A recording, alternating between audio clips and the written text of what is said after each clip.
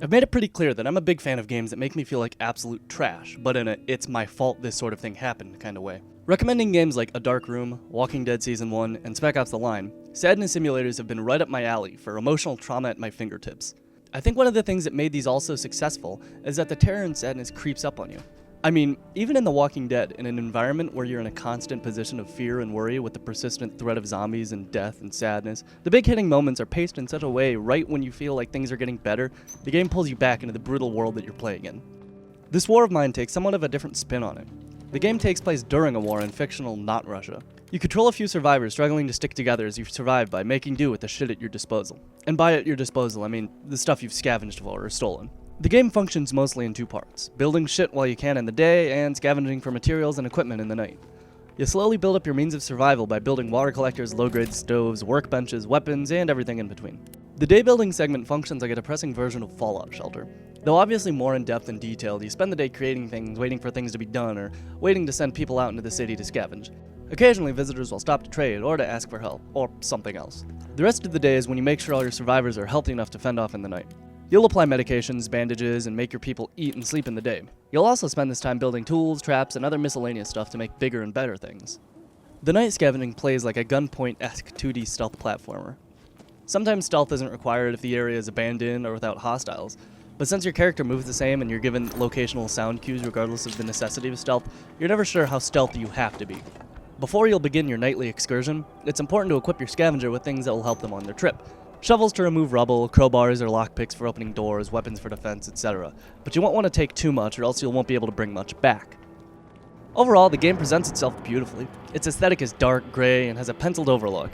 The frame of view, being dependent on what your character could actually see, creates a worry of what may be making noise on the other side of the walls or on different floors, even if it is just a mouse. The sound design is also wonderful. While it has some light minor music somewhat reminiscent to The Last of Us, the sound effects for removing rubble, crafting, cooking, and moving is all well articulated. It all comes together to create this sad and somewhat realistic feeling environment. Unfortunately, there are two major factors that make it difficult for me to enjoy the game. The first one comes from the structure of the day building segments. I said it's built like Fallout Shelter, and that's to its ironic detriment. After setting up the few things I need to take care of in the day, you either wait until they're done to use or you fast forward until the night. If you set someone to cook, you'll have to wait however many seconds until they're finished to start eating it. Many days would be me setting up what people have to build or rest up or whatever, and then I'd check my phone while I waited. After I got over the dreary setting, I couldn't stay immersed in the world while I'm sitting, watching someone stand by a stove or a workbench. Shit gets tedious. The other main thing that struck me is that this game wants me to feel bad, but has troubles allowing me to create my own emotions. See, it's best when I go through the ruins of a school and find notes amongst the scrap when I'm looting. Or when I hear a positive weather report on the radio while looking at the gray, depressed world I'm in. You get the feeling that there's not much you can do, but you're making the best with what you can and who you have. The big people in power don't care or think about all the characters you're controlling, and it gives an oppressive feeling of helplessness, which is all great. What is not great, however, is when you go and steal resources from an elderly couple, and your character returns home with a sad status. That's cheap. The characters have such a little personality anyways, they're all practically interchangeable. Yeah, one may move a little faster, or one may have a bit of extra space in their inventory, but that doesn't make the character.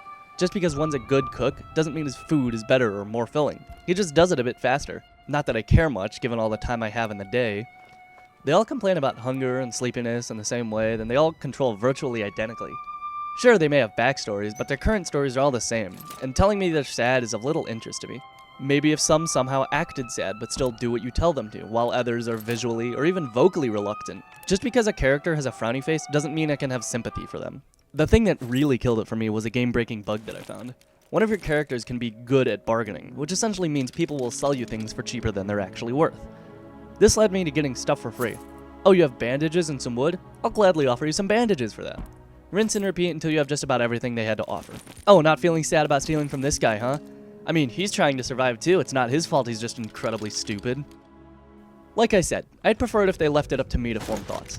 I don't need this character thinking, those people probably won't have enough food to survive. That's for me to acknowledge. By pushing it in my face, the game wants me to feel bad and relate to these characters, but there's just nothing there. It pulls me out of the game.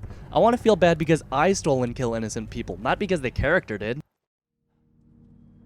Sadly, I didn't end up playing this game too much, or even to completion. Maybe I will at some point, but it just wasn't engaging enough to me. When I sit down to play a game, I don't want to have to prepare myself to do something else while I wait, especially when this is the type of game that gains a lot from immersion. With games like Spec Ops: The Line or Telltale's Walking Dead, there's either characters or story or something keeping me going. With this, it's a constant struggle to succeed, and when you do, it doesn't feel particularly rewarding. Maybe I didn't play it right. I didn't steal or murder anyone. Part because I didn't have to, part because I didn't want to. But it's I didn't want to, not my character didn't want to. Big difference. But maybe that's the game winning, right? War isn't supposed to be fun. You're not going to be a winner, and people aren't going to be happy. But at the very least, I have to care about the people to succeed. Because if I don't, why am I playing?